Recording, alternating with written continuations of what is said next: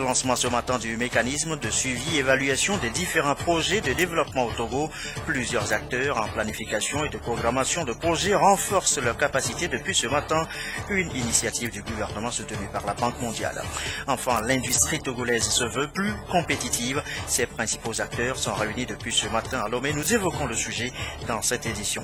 Voilà, madame, monsieur, le sommaire, bienvenue. Voici le journal. Bonsoir à tous et d'abord ce message de félicitations du chef de l'État adressé à son Excellence Dr Yaya Jammeh, président de la République de Gambie. C'est la Gambie qui s'apprête à commémorer sa fête nationale. Je voudrais vous adresser, Clifford Gnassingbé, mes plus vives et chaleureuses félicitations ainsi que celles du peuple et du gouvernement togolais. Aussi m'est-il particulièrement agréable de saisir cette heureuse occasion, et Clifford Gnassingbé, pour présenter à vous-même et à votre famille mes vœux ardents de santé et de bonheur auxquels je joins ceux de paix et de prospérité continue pour le peuple gambien, me réjouissant également de la qualité des relations d'amitié, de solidarité qui existent entre nos deux pays. Je tiens à vous assurer de mon entière disponibilité à œuvrer ensemble avec vous à la consolidation des excellents rapports entre le Togo et la Gambie, rapports que le Togo et la Gambie entretiennent au niveau bilatéral que multilatéral. Mais l'actualité, je vous l'annonçais tout à l'heure en titre, reste dominée par le 10e anniversaire de l'Université de Kara. Les festivités ont eu lieu sur place ce matin, rehaussées par la présence du chef de l'État, Clifford Gnassingbé, dont nous reviendrons sur le sujet tout à l'heure dans le courant de cette édition. Il est 20h02. La suite du journal. Direction les bureaux du président de l'Assemblée nationale. Dama Dramani a reçu ce matin la haut-commissaire adjointe des Nations Unies aux droits de l'homme en séjour dans notre pays. Madame Flavia Pansieri est allée discuter du rôle du pouvoir législatif dans la protection et la promotion des droits de l'homme au Togo. Elle s'est exprimée au sortir de cette audience des propos recueillis par Ramdan Bassina. Je viens d'avoir avec son Excellence le président de l'Assemblée, c'était de nous entretenir sur les importants développements en matière des droits de l'homme, sur le rôle du pouvoir législatif et comment l'Assemblée elle-même, dans le moment où elle développe des lois qui sont importantes pour le développement du pays, c'est fait partie aussi de l'attention aux droits de l'homme parce que les lois doivent respecter les droits de tous partout. Et donc on a discuté du code pénal qui on espère être approuvé dans le plus court délai comme un élément important de ce travail.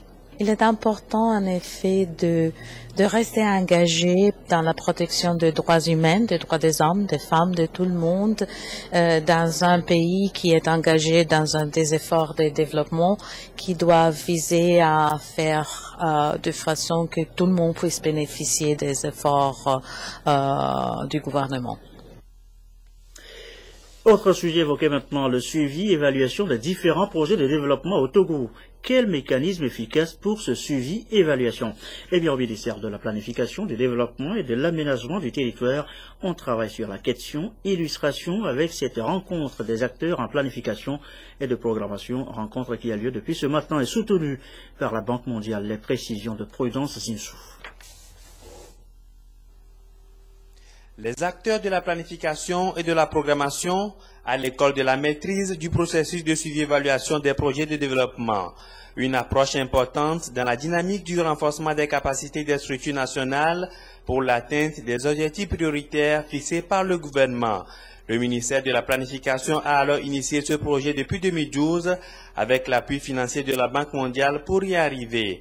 Projet qui permettra aux acteurs de prendre des décisions fondées sur des faits. Nous avons une première composante qui consiste en l'élaboration d'une politique et d'un système intégré de suivi et évaluation. Et cette étude va aboutir à la production d'un rapport de revue qui nous permettra d'identifier les faiblesses, les forces du système national de suivi et évaluation. Au niveau de la deuxième composante, les actions vont consister essentiellement au renforcement des capacités des différents acteurs au niveau national. Pour mener à bien cette mission qui cadre avec l'ambition d'atteinte des objectifs du millénaire, le gouvernement a à ses côtés la Banque mondiale qui a injecté 216 millions de francs CFA dans ce projet de 3 ans pour sa mise en œuvre. Le groupe de la Banque mondiale va soutenir le gouvernement au travers de ce projet de renforcement donc, des capacités dans la mise en place du système de suivi et évaluation au Togo. C'est un don de l'ordre de 216 millions de francs CFA qui va permettre à l'État de se doter d'instruments.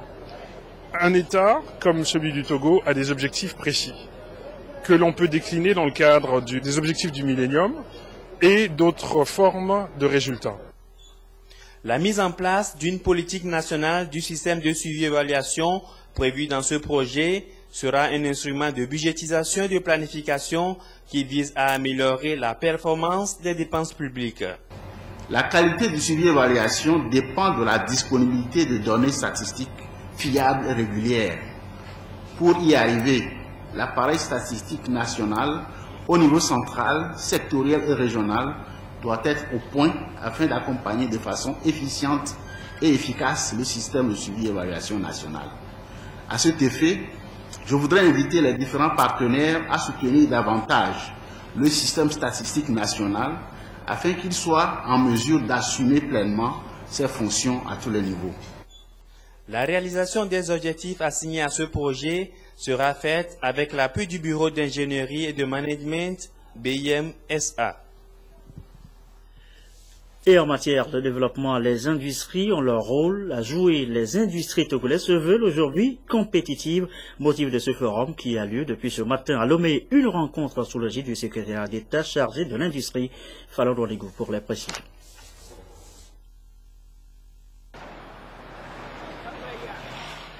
L'industrie togolaise en pôle d'attraction des investisseurs, c'est l'une des perspectives du Togo émergent des prochaines années.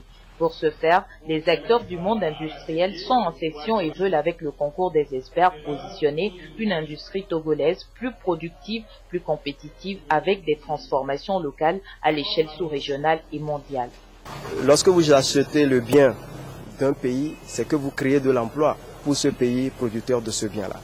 Mais si vous n'êtes pas compétitif, vous n'êtes pas en mesure de produire le bien avec qualité à de meilleurs prix, donc vos biens ne seront pas vendus et donc vous créez du chômage chez vous et vous créez le sous-emploi, vous créez également une situation qui ne permet pas à ce que l'économie fonctionne bien.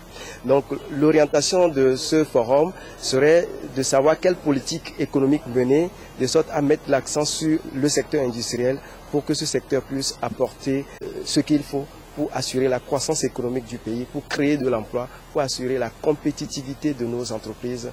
Conforter le tissu industriel du Togo est un véritable challenge parce qu'il est très rude de faire de la place aux services et produits made in Togo sur un marché où la concurrence règne en maître.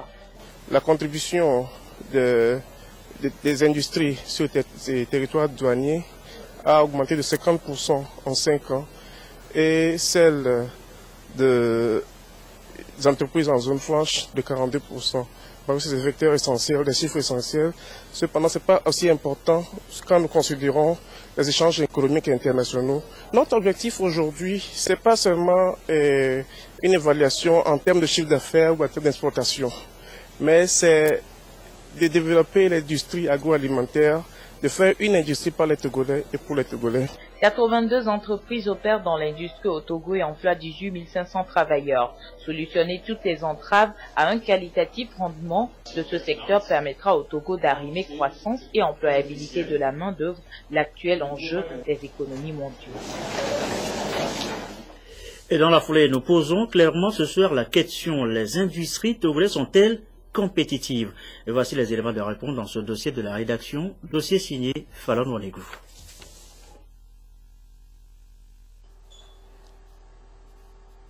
Triompher de la concurrence ou céder à sa pression est la plus grande épreuve de toutes les industries. Comparativement à certains pays de la sous-région, l'industrie togolaise n'est pas encore à son fait, même si elle contribue à 15,8% au PIB. Depuis les années 80, la zone franche togolaise continue par faire ses preuves, mais la compétitivité de l'industrie togolaise est difficile à cerner et elle subit souvent le contre-coup des crises régionales. En 2013, le Togo a connu une baisse en production industrielle industrielle de 7,7%, pendant que l'UEMOA enregistrait 7,2% au premier semestre. Néanmoins, la performance de l'industrie togolaise augure de meilleurs scores. Les infrastructures routières constituent aussi des éléments de compétitivité de nos entreprises. Et donc, l'État a déjà commencé avec les orientations économiques aujourd'hui en investissant beaucoup dans les infrastructures. On souhaite également, ce serait autant dans les infrastructures de communication. Il y a les travaux d'extension du port, il y a les travaux d'extension de l'aéroport, il y a des industries qui arrivent. Il y a donc Scanmin qui est là, il y a Pomar, etc., etc. Donc l'ensemble de ces industries-là ont besoin, n'est-ce pas, donc de l'énergie. En marge des difficultés financières et de gestion, les industries s'essoufflent souvent faute d'équipements énergétiques. C'est un élément qui doit être recadré dans le nouveau plan de pilotage du système industriel. Togo présente assez d'atouts, surtout dans la zone du nord, à partir d'Atakpamé. L'ensoleillement est un peu plus de 4 kWh par mètre carré par jour, donc c'est déjà assez intéressant pour produire de l'énergie à grande échelle. Si nous souhaitons faire par exemple de l'énergie qu'on verse directement sur le réseau sans stockage, cela nous revient moins cher. De la production minière en passant par le manufacturé, pour être compétitive, l'industrie togolaise doit plus s'appesantir sur la branche de l'agroalimentaire qui pourrait imposer la production locale et les produits made in Togo en stimulant la consommation interne.